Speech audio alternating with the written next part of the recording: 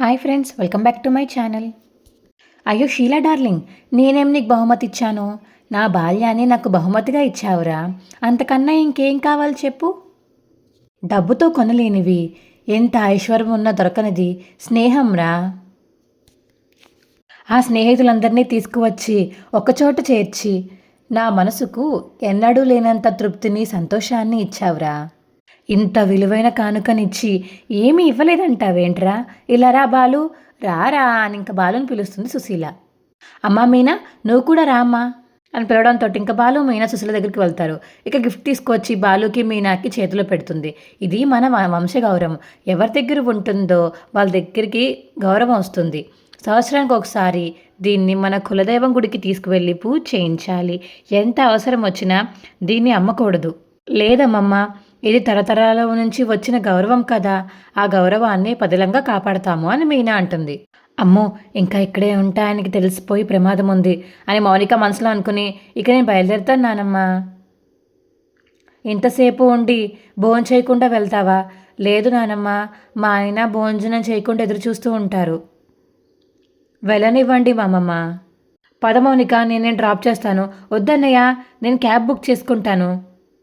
అక్కర్లేదు, నేను బైక్ మీద డ్రాప్ చేస్తానని రవి అంటుంటే, నీ కార్లో డ్రాప్ చేయొచ్చు కదా అని మనోజ్ని రోహిణి అంటుంటే మర్చిపోయాను.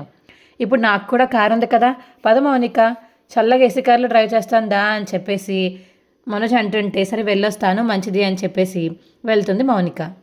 సరేనే సుశీల వస్తాను అని గోపాలం అంటుంటే, ఆరోగ్యం జాగ్రత్త అని సుశీల అంటుంటే, అలాగే నీ ఆరోగ్యం కూడా జాగ్రత్తగా చూసుకో అని గోపాలం అంటాడు. బాలు దగ్గర మీ నెంబర్స్ తీసుకొని గ్రూప్ క్రియేట్ చేశాను. మీరు ఎప్పుడంటే అప్పుడు మెసేజ్లు చేసుకోవచ్చు, వీడియో కాల్స్ చేసుకోవచ్చు, ఎప్పుడైనా మాట్లాడుకోవచ్చు అని శృతి అంటుంటే, చంపేస్తాను, ఏదో ఒకసారి అంటే ఇద్దరిని కలిపాను, ఇక అదే పనా నాకు అని సత్యవతి అంటుంది. ఇంక ఇంట్లో వాళ్ళందరూ నవ్వుకుంటారు. సుశీల ఇచ్చిన గిఫ్ట్ని అయితే మీనా చూసి మురిసిపోతూ ఉంటుంది. ఇంకప్పుడే బాలు వచ్చి, మీనా ఒకసారి నన్ను గిల్లు. ఎందుకండి? ముందు గిల్లు చెప్తాను అని గిల్లుతుంది మీనా. గిల్లమంటే తేనె కుట్టినట్టు గిల్లాలా నిన్ను అని చెప్పేసి మీనని కూడా గిల్లుతాడు బాలు. అబ్బా ఏంటండి, గిల్లుకి గిల్లు చెల్లు. అవును, అసలు ఎందుకు గిల్లమన్నారు? అవును, నువ్వు బంగారం చూసి మురిసిపోవడం ఏంటి? నీకు అసలు బంగారం మీద మోస లేదు కదా. నేను దీన్ని బంగారంలాగా చూడడం లేదండి, వారసత్వంగా వచ్చిన అపురూప కానుకగా చూస్తున్నాను. ఎంతో ఖరీదు పెట్టి బహుమతి కొంటే బాగుంటుందని అందరూ ఆలోచించారు. కానీ మీరు ఎంత ఖరీదు పెట్టినా కొనలేని దాన్ని కాలంతో పాటే ముందుకు వెళ్ళినా సరే అమ్మమ్మని గతంలోకి తీసుకువెళ్ళి అక్కడ జ్ఞాపకాల్ని, స్నేహితులని, ఆ బాల్యాన్ని బహుమతిగా ఇచ్చారు. అందుకే దీనికి అంత విలువ దక్కింది. నువ్వు మాత్రం తక్కువ ఏంటి? అందరూ ఊరంతా తిరిగి చేసిన పనిని నువ్వు వినాయకుడిలాగా ఉండి ఒకసారి చేసేసావు. ఈ కానుక మనకు దక్కడానికి నువ్వు కూడా కారణమే మీనా. అందరూ బామ్మలకు, అమ్మమ్మలకు, తాతయ్యలకు, అమ్మమ్మలకు ఇలాంటి సందర్భంలో డబ్బు పెట్టి కొనే కానుకల కన్నా ఇలాంటి మంచి జ్ఞాపకాలను అందిస్తే ఇంకా కొన్ని ఏళ్ళు గుర్తుపెట్టుకుంటారు కదండి. నిజమే కదా మీనా, ప్రపంచంలో డబ్బుతో కొనలేని ఆనందాలు ఇలాంటివి బోల్డెన్ ఉన్నాయి. ఈ తరం వాళ్ళు తెలుసుకోవాల్సిన అవసరం చాలా ఉంది. ఏది ఏమైనా అమ్మమ్మ గారిని సంతోషపెట్టాలని అందరూ ఎంతో కష్టపడ్డారు. కానీ అమ్మమ్మ ఇంత విలువైన కానుక మనకిచ్చారు. ఇది 6 తరాల నుంచి వస్తుందంట. మా బామ్మకు వాళ్ళత్తయ్య గారు, ఆవిడికి వాళ్ళత్తయ్య గారు ఇచ్చారంట. మ్యూజియంలో పెట్టాల్సింది మన ఇంట్లో ఉంది. అమ్మమ్మ మనల్ని నమ్మి ఇంత విలువైన కానుక ఇచ్చారు. కానీ దీన్ని జాగ్రత్తగా భద్రంగా దాచుకోవాల్సిన బాధ్యత మన దగ్గర ఉంది. చాలా జాగ్రత్తగా చూసుకోవాలండి. ఎంత కష్టం వచ్చినా దీన్ని నమ్మకూడదు, తాకట్టు పెట్టకూడదు. ఇది మన దగ్గర ఉందంటే బామ్మ అంతా ఉన్నట్టే మీనా. అంటే బామ్మ నమ్మకాన్ని మనం అమ్మకూడదు, మనం తాకట్టు పెట్టకూడదు. అలాగని ఇంట్లో వాళ్ళని నమ్మి అక్కడ ఇక్కడ పెట్టి పోగొట్టుకోకూడదు అని బాలు అంటాడు. భద్రంగా బీరువాలోనే లాకర్లో పెట్టాలి. అలాగేనండి అని ఇంకా బాలు చెప్పడంతో నీ నగలు మార్చేసి గిల్ట్ నగలు పెట్టారు, వాళ్ళని ఊరికే వదిలిపెట్టను. ఆవేశపడకండి, అమ్మమ్మ ఊరు వెళ్ళేంత వరకు ఈ విషయం బయట పెట్టకూడదు అనుకున్నాం కదా. నా వల్ల కావడం లేదు మీనా. ఆ మోసం గుర్తొస్తే రత్నం కొత్త ఉడికిపోతుంది, సలసల మరుగుతుంది. రేపొద్దున బామ్మ ఊరెళ్ళిపోగానే ఇంట్లో పెద్ద యుద్ధమే జరుగుతుంది. పెద్ద పంచాయతీ పెట్టబోతున్నాను. ఆ నగలు తీసుకెళ్ళిన వాళ్ళు ఎవరో బయట పెట్టి జీవితంలో మళ్ళీ అలాంటి తప్పు చేయకుండా బుద్ధి చెప్తాను. ఎందుకింత పని చేసావా భగవంతుడా అని అనుకునేలా చేస్తాను అని బాలు అంటుంటే, ఈయన ఎప్పుడు ఇలా ఉంటే ఇక రేపు ఎలా ఉంటారో ఏంటో అని మీనా అనుకుంటుంది. సంజు అయితే ఇంక ఇంట్లో కూర్చుని అలా మౌనిక కోసం వెయిట్ చేస్తే మౌనిక అప్పుడు ఇంటికి వస్తుంది. మౌనిక అని పిలుస్తాడు. మీరు ఎప్పుడు వచ్చారండి? ఎప్పుడో వచ్చాను. రాత్రికి రానన్నారు కదా. నీకు సర్ప్రైజ్ ఇద్దామని అలా చెప్పానులే మౌనిక. భోజనం చేశారా? నా ఆకలి తీరడం ఇంపార్టెంట్ కాదు, నా అనుమానం తీరడం ఇంపార్టెంట్. ఏంటండి అది? అబ్బబ్బబ్బబ్బబ్బా, అమాయకంగా ఫేస్ పెట్టడంలో మీ అమ్మాయిలు ఆరితేరిపోయారు కదే. సరే, మీ అనుమానం ఏంటో అడగండి. ఇంతసేపు ఎక్కడికి వెళ్ళి వస్తున్నావు? గుడిలో పూజకి వెళ్ళొస్తున్నానండి. ఇప్పుడు నిజం చెప్పు. నిజంగా గుడికి వెళ్ళొస్తున్నానండి. కాదు, నువ్వు ఎక్కడికి వెళ్ళావో నాకు తెలిసిపోయింది. నువ్వు మీ ఇంటికి వెళ్ళావు.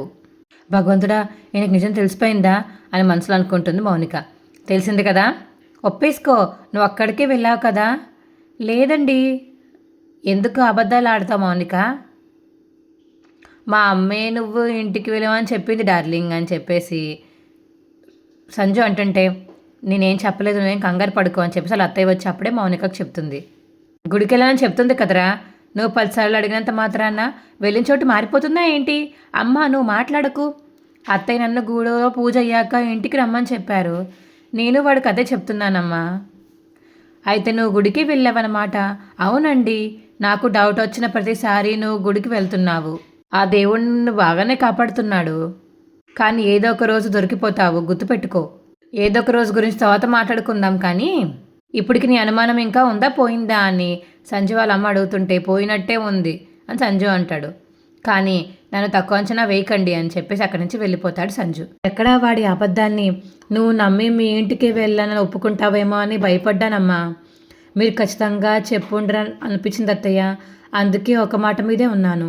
పోనీలే మౌనిక, ఈ గండం తప్పింది. ఇంతకీ ఫంక్షన్ ఎలా జరిగింది? బాగానే జరిగింది అత్తయ్య. అక్కడే ఉండమని అందరూ అడిగారు. నాకు ఉండాలనిపించింది, కానీ వీడితో పడలేం కదమ్మా. అందుకే వచ్చేసాను అత్తయ్య. నేను వస్తుంటే అందరూ చాలా బాధపడ్డారు. వాళ్ళతో సంతోషంగా గడిపే అదృష్టం నీకు లేదమ్మా. ఏం చేస్తాం? పర్లేదు అత్తయ్య, ఆ బాధ ఎప్పటికీ ఉంటుంది. కానీ ధైర్యం చేసి మీరు నన్ను అక్కడికి పంపించారు. ఆ సంతోషమైన నాకు మిగిలింది. అది చాలా అత్తయ్య అని మౌనిక అనేసి ఇంకా రూమ్లోకి వెళ్ళిపోతుంది. ఇంకా సుశీలాన్ కార్లో ఎక్కించుకుని బాలు అయితే బస్ స్టాండ్ తీసుకువెళ్ళడానికి అలా దారిలో మాట్లాడుకుంటూ ఉంటారు. ఏంటి షీలా డార్లింగ్, నీకు సంతోషమేనా? చాలా సంతోషంగా ఉన్నాను రా. అంతా నీ వల్లేరా. అవును, నీ ఫ్రెండ్స్ ఫోన్ నెంబర్లు తీసుకున్నావు, మరి తీసుకోకుండా ఎలా ఉంటానురా? ఇప్పుడు ఇంక రోజు మాట్లాడుకోవాలి కదా. మాట్లాడు. ఇన్నేళ్ళు మీ జీవితంలో జరిగిన విషయాలన్నీ మాట్లాడుకోండి. అలా అని 24 గంటలు ఫోన్లో చెవి దగ్గర పెట్టుకోకు, అసలు మంచిది కాదు.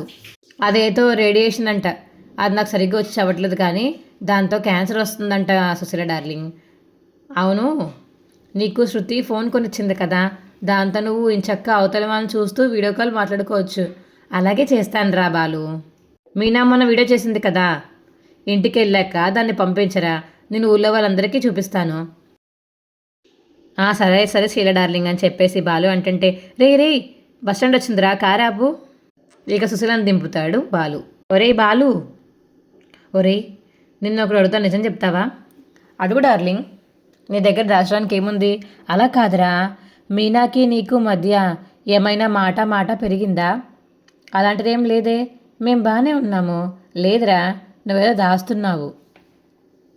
నిజం చెప్పరా. నాతో చెప్పడానికి ఏంటి నీకు? నేను అదే అంటున్నాను బామ్మ, నీ దగ్గర దాచడానికి నా దగ్గర ఏమున్నాయి? నిజంగా మా ఇద్దరి మధ్య ఏ సమస్య లేదు. మరి మీ అమ్మ మీ ఇద్దరిని ఏమన్నా అందా? అలాంటివి కూడా ఏమీ లేదు. నువ్వు మరీ ఎక్కువ ఆలోచిస్తున్నావు. పదా వెళ్దాం. నేను వచ్చినప్పటి నుంచి చూస్తున్నాను, ఎందుకురా మీ ఇద్దరి ముఖంలో ఏదో బాధ కనిపిస్తుంది. చెప్పరా బాలు. నేను నీ పక్కన ఉన్నప్పుడే చెప్పు. అదేం లేదు డార్లింగ్, చిన్నప్పటి నుంచి నువ్వు నా కోసం ఎన్నో చేశావు. నీ పుట్టినరోజుకి నేను ఏదైనా స్పెషల్గా చేయాలనుకున్నాను, కుదరలేదు. నా చిన్ననాటి స్నేహితులందరినీ తీసుకువచ్చి నా ముందు నిలబెట్టావు. అంతకన్నా ప్రత్యేకంగా చేయాల్సిందేముందిరా? ఎవరికి వస్తుందిరా ఈ ఆలోచన? అది కాదు బామ్మ, నీకు ఏదైనా బంగారపు చైన్ కొనిద్దాం అనుకున్నాను. మీనా కూడా చాలా ఆశపడింది, కానీ కుదరలేదు. నేను ఈ వయసులో బంగారపు చైన్లు ఏం చేసుకుంటానురా? నాకు బంగారం లాంటి మంచి మనవడు దొరికాడు, నాకు అదే చాలరా. నా కోసం నువ్వు ఎప్పుడు ఏదో చేయాలని తప్పట పడుతూ ఉంటావు, నాకు అది తెలుసు. కాబట్టి నువ్వు ఎలాంటి ఆలోచనలు పెట్టుకోవద్దు. నువ్వు నా కోసం చాలా చేశావు అని సుశీల అంటుంటే, నువ్వు ఈరోజు చేసిన దానికంటే పెద్ద బహుమతి నాకు ఇంకేది ఉండదు నా జీవితంలో. కానీ చూడు బామ్మ, ఈరోజు కాకపోవచ్చు, ఏదో రోజు నేను నీకు బంగారపు చైన్ కొని పెడతాను. సరేలే బాలు, నీ మొండితనం గురించి నాకు తెలీదా? అన్నట్టు మర్చిపోయాను, నీకు ఇంకో విషయం కూడా చెప్పాలరా. ఏంటి?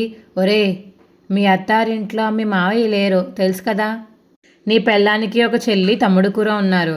అదే మన సుమతి. తన చదువు పూర్తి కావస్తుంది. తొందరలో దానికి ఒక మంచి సంబంధం చూసి పెళ్లి చేసే బాధ్యత కూడా నీదేరా. అది నువ్వు నాకు ప్రత్యేకంగా చెప్పాలా డార్లింగ్? దాని తర్వాత తమ్ముడు కూడా ఉన్నాడు, కాకపోతే వాడు ఇప్పుడు చదువుకుంటున్నాడు. చిన్నపిల్లోడే కాబట్టి వాడికి ఇప్పుడు తొందర ఏం లేదు. ఏంటి? వాడు చిన్నపిల్లోడా నీకు? వాడి గురించి నీకు తెలీదు. వాడొక పెద్ద ముదురు. ఏంట్రా అలా మాట్లాడుతున్నావు? మూతి మీద మీసాలు కూడా ఇంకా పూర్తిగా రాలేదు. వాడుకు మీసాలే రాలేదు, మోసాలు బాగానే చేస్తున్నాడు. ఏమంటున్నావురా? ఏం లేదులే డార్లింగ్, బస్ టైం అవుతుందిదా, వెళ్దాం. రే, నేను చెప్పేది వినరా. మగదిక్కులే నా కుటుంబానికి అన్నీ నువ్వే చూసుకోవాలి, అర్థమవుతుందా? అవన్నీ నేను చూసుకుంటా, నువ్వు ముందు ప్రశాంతంగా ఊరెళ్ళు అని చెప్పేసి ఇక బాలు అయితే బస్సు ఎక్కిస్తాడు సుశీలని.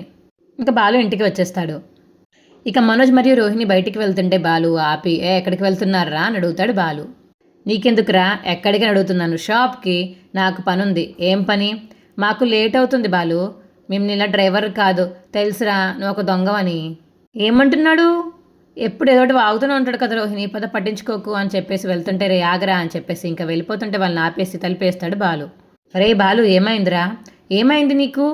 మీ ఆయనకి ఏమవుతుందో ఇప్పుడు నువ్వే చూడాలి. ఆ గ్యాంగ్ లీడర్ ఏది? అదిగా వచ్చింది, భాగవతం జరుగుతుంది.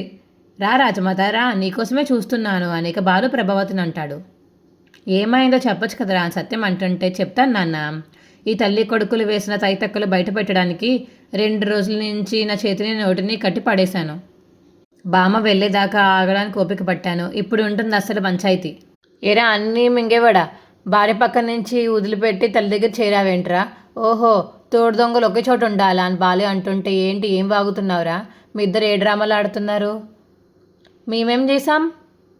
మీనా, వెళ్ళి ఈ తల్లి కొడుకుల గుట్టుని గుప్పట్లో పట్టుకొని రా అని బాలు చెప్పడంతో ఇక లోపలికి వెళ్తుంది మీనా. మళ్ళీ ఏం చేశారు వీరిద్దరు అని రవి అంటుంటే, అత్త కోడలు కలిసి ఇల్లు మింగాలని చూశారు. అది బయటపడ్డాక రూట్ మార్చి తల్లి కొడుకులు ఇద్దరు కలిపి మొదలుపెట్టారు అని బాలు అంటుంటే, ఎందుకు వాడలా మాట్లాడుతున్నాడు? ఏం చేశావు నువ్వు అని సత్యం అంటుంటే, నేనేం చేశాను? వీణ్ణిగా అన్నట్టే వీణ్ణిగా అన్నాను. అదే నేను చేసిన పాపం అని ప్రభావతి అంటుంటే, పాపం పుణ్యం లెక్కలు ఇప్పుడే తీరుస్తాను. ఇక అప్పుడే మీనా వచ్చి ఆ టేబుల్ మీద నగలన్నీ పెడుతుంది. అవి చూసి ఇక మనోజ్ మరియు ప్రభావతి షాక్ అయిపోతారు. నాకు డీలర్స్తో మీటింగ్ ఉంది, నేను వెళ్ళాలి అని మనోజ్ వెళ్ళిపోతుంటే, ఒక గుద్దు గుద్దితే చిన్నప్పటి నుంచి మింగినవన్నీ బయటకు వస్తాయని బాలు అంటాడు. ఇవి మీనా నగలే కదరా? అవును నాన్న, కానీ కాదు, మార్చేశారు మావయ్య. బంగారం నగలు మార్చేసి గిల్ట్ నగలు పెట్టారు అని చెప్పగానే ఇంకా మనోజ్ ప్రభావతి షాక్ అయిపోతారు. ఏంటి తెలిసిపోయింది ఏంటి వీళ్ళకి నిజం అని చెప్పి మనసులో అనుకుంటాడు మనోజ్. ఏమంటున్నావమ్మా? మార్చారా? ఎవరు మార్చారు? నేను మీ కళ్ళ ముందే నా ఒంటి మీద నగలు ఒలిచి ఎవరికి ఇచ్చాను మావయ్య? దీనికి ఇచ్చావు? పుస్తులు తాడు సహా ఇచ్చాను కదా మావయ్య. అవునమ్మా మీనా, కానీ నాకు తిరిగి ఇచ్చేటప్పుడు మాత్రం గోల్డ్ కవరింగ్ నగలు ఇచ్చారు. ఏయ్, ఏమంటున్నావు? వినపడట్లేదా? చౌడొచ్చిందా ఏంటి నీకు? కనపడట్లేదా? అర్థం కావట్లేదా? మతమార్పు వచ్చిందా ఏంటి? చేసిన తప్పు తెలిసి రాలేదా? మెదడు మొద్ద మారిపోయిందా అని బాలు అంటుంటే, ఇవి నిజంగానే గిల్ట్ నగల్లాగే ఉన్నాయి. బామ్మకి చైన్ కొనాలని నగలు తాకట్టు పెట్టడానికి నగల షాప్కి వెళ్తే ఈ నగలు చూసి మమ్మల్ని మోసం చేయడానికి వచ్చారా? పోలీసులకి రిపోర్ట్ ఇస్తాము, నకిలీ నగలు తీసుకొచ్చి అసలు నగలు మాయ చేద్దాం అనుకున్నారా అని గంటేసినంత పనిచేశారు నాన్న మమ్మల్ని. నాకి తల తీసేసినట్టు అయింది. మేము చెయ్యని తప్పుకే సిగ్గుతో చచ్చిపోయామే. ఇప్పుడు ఈ ప్రభావతమ్మ దరిద్రుడు ఎంత దర్జాగా ప్రపంచంలో నిజాయితీ మొత్తం వీళ్ళ బతుకుల్లోనే ఉన్నట్టు ఎంత ధైర్యంగా నిలబడ్డారో చూడండి. రే, ఏం మాట్లాడుతున్నావురా? ఎవరిని దొంగలు చేద్దాం అనుకుంటున్నావు? మా ఇంట్లో దొంగతనం చేయాల్సిన కర్మ నాకేంట్రా అని ప్రభావతి అంటుంది. అసలు ఈ విషయం అప్పుడే ఎందుకు బయట పెట్టలేదురా? నేనే వద్దన్నాను మావయ్య. అమ్మమ్మగారి పుట్టినరోజు నాడు గొడవలు ఎందుకని, మీరు అమ్మమ్మగారు సంతోషంగా ఉండాలని చెప్పేసి నేనే ఈయన వద్దని చెప్పాను. నాన్న, బాబా పుట్టినరోజు నాడు నీ ముఖంలో సంతోషం చూసి అది పాడు చేయడం ఇష్టం లేక నాలో నేనే గింజుకుని చచ్చాను. ఏదన్నా జరిగితే నా రీకరెక్షన్ వాయిదా వేసుకోవడం అనేది నా వల్ల కాదు, అయినా ఆగాను. ప్రభావతి, ఏంటండి? ఏంటివి? నాకేం తెలుసు? నీకు వీడికి నాటకాలు ఆడడం తెలుసు, మసిపూసి మారేడుకాయను కూడా తినడం తెలుసు, నిజాలు దాచడం తెలుసు, అబద్ధాలు అలవంకగా చెప్పడం తెలుసు మీ ఇద్దరికి. కాబట్టి ఇంకా దాచి లాభం లేదు. నా ముందే మీనా నీ చేతిలో నగలు పెట్టింది, నా ముందే ఆ నగలే అంటూ నువ్వే తీసుకొచ్చి ముందు పెట్టావు. ఈ మధ్యలో ఏం జరిగింది అని సత్యం అంటుంటే నన్ను అడుగుతారేంటండి? అదే ఇచ్చిన నగలే కదా నేను తిరిగిచ్చింది. అదే మగంగా శబ్దం చేసి నగలనే తీసి నా చేతిలో పెట్టింది. నేను భద్రంగా నగలు తీసుకువెళ్ళి ఆ రోజే బీరువాలో పెట్టేశాను. మళ్ళీ తిరిగి చూడను కూడా చూడలేదు. మీరు అడిగినప్పుడు మెల్లగా జాగ్రత్తగా తీసుకొచ్చి ఇచ్చాను, అంతవరకు నాకు తెలుసు అని ప్రభావతి అంటుంటే, అయితే నీకేం తెలియదు అంటావు? తెలీదు. నగలు చేతులు మారలేదంటావు? మారలేదు. బంగారు నగలు నలుకలిగా ఎందుకు మారాయో నీకు తెలియదు అంటావు. అదే అంటున్నాను రా. అలా ఎలా అంటారు అత్తయ్య? మేం బంగారం ఇస్తే మీరు గిల్ట్ నగలు ఇచ్చి మీరేమి తెలియదంటే ఏంటి అర్థం? మా కళ్ళ ముందే బంగారం వదిన తీసి నీ చేతికి ఇచ్చింది కదమ్మా అని రవి అంటుంటే, ఎస్, అప్పుడు నేను కూడా ఉన్నాను. పుస్తులు తాడు తీయించినందుకు నాకు చాలా చిరాకు వచ్చిందని శృతి అంటుంటే, ఇప్పుడు ఏంటి? ఎవరిని దొంగం చేద్దాం అనుకుంటున్నారు? ఈ నగలు అది నా చేతిలో పెట్టినప్పుడే గిల్ట్ నగలు ఎందుకు కాకూడదు అని ప్రభావతి అంటుంది. ఏమన్నావు? పెళ్ళిలో పెట్టేటప్పుడు బంగారం నగలే అయి ఉండొచ్చు, కానీ పెళ్ళి తర్వాత నీ పెళ్ళాం చాలాసార్లు పుట్టింటికి వెళ్ళొచ్చింది, అక్కడ వాళ్ళే మార్చి ఉండొచ్చు కదా. అత్తయ్య, ఏం మాట్లాడుతున్నావు అమ్మ నువ్వు? నేను నిజమే మాట్లాడుతున్నానురా. ఇవి నిజం నగలైతే అంత సులువుగా ఒలిచిచ్చేదా? అప్పుడే అనుకున్నాను, ఏ ఆడదానికైనా బంగారం అంటే మోసే కదా, ఇదేంటిలా తీసిచ్చేసింది అనుకున్నాను. ఇవి గిల్టవి కాబట్టే సునాయాసంగా తీసి నా మొహం మీద కొట్టింది. అత్తయ్య గారని మీకు ఎప్పుడు మర్యాద ఇచ్చాను నేను, ఆ మర్యాద కాపాడుకోండి అని మీనా అంటుంటే, నువ్వు ఇంటే ఇచ్చేది బోడి మర్యాద? నా పుట్టింటి వాళ్ళ మీద నింద వేసే అధికారం మీకెవరు ఇచ్చారు? బోడి అధికారం అని మీనా అంటుంది. ఇంకా నెక్స్ట్ వచ్చే ప్రమోలో అయితే, ఇంట్లో ఒక మోసం జరిగిందిరా, దగ జరిగింది అని చెప్పి మీనా బాలు ఇంకా రవి రెస్టారెంట్కి వెళ్తారు. శృతి కూడా వెళ్తుంది. కుట్ర జరిగిందిరా. ఏం జరిగింది వదినా? ఇప్పుడు ఆ నగలన్నీ గిల్ట్ నగలుగా ఎలా మారిపోతాయి రవి? ఆ కవరింగ్ నగలు ఏదో ఒక షాప్లోంచి తెచ్చి ఉండాలి కదా. ఆ షాప్ నుంచి ఫోన్ చేసి మనం మాట్లాడాలని బాలు అంటే, ఇక శృతి ఫోన్ చేస్తుంది మనోజ్కి. సండే మీరు మా షాప్లో కవరింగ్ నగలు కొన్నారు కదా సార్ అని శృతి ఫోన్స్ అడుగుతుంటే, అందుకు మీకు బెనిఫిట్స్ ఇస్తున్నామన్నమాట. నేను కొన్నానని మీకెలా తెలుసు అని మనోజ్ అంటాడు. ఎస్ సార్, మీరే కొన్నారన్నమాట, వెంటనే వచ్చి గిఫ్ట్ కలెక్ట్ చేసుకోండి అని శృతి అంటుంది. దొరికేవరా పని చెప్తాను అని చెప్పేసి ఇక బాలు మనసులో అనుకుంటాడు. మా వీడియో మీకు ఎలా అనిపించిందో కింద కామెంట్ సెక్షన్లో తెలియచేయండి. మా వీడియో కనుక నచ్చితే మా వీడియోని లైక్ చేసి తప్పకుండా మా ఛానల్ని సబ్స్క్రైబ్ చేసుకోండి. పక్కనే ఉన్న గంట సింబల్ మీద క్లిక్ చేయండి, అప్పుడే మేము చేసే వీడియోలు మీకు వస్తాయి. Bye friends.